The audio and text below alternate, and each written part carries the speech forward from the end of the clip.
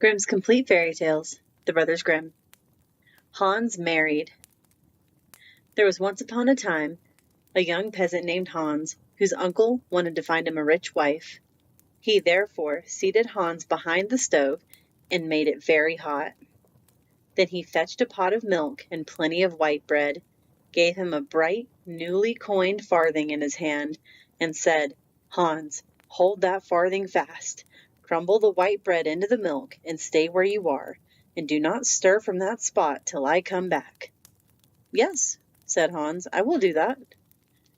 Then the wooer put on a pair of old patched trousers, went to a rich peasant's daughter in the next village, and said, "Won't you marry my nephew Hans? You will get an honest and sensible man who will suit you." The covetous father asked, "How is it with regard to his means? Has he bread to break?"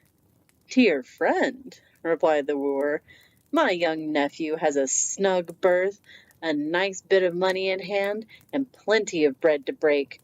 Besides, he has quite as many patches as I have." And as he spoke, he slapped the patches on his trousers. But in that district, small pieces of land were called patches also. "If you will give yourself the trouble to go home with me, you shall see at once that all is as I have said." Then the miser did not want to lose this good opportunity and said, "If that is the case, I have nothing further to say against the marriage."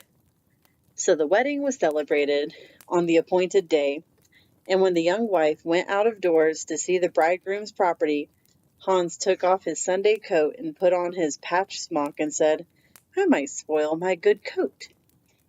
Then together they went out, and wherever a boundary line came in sight, or fields and meadows were divided from each other, Hans pointed with his finger, and then slapped either a large or small patch on his smock and said, "That patch is mine, and that is too.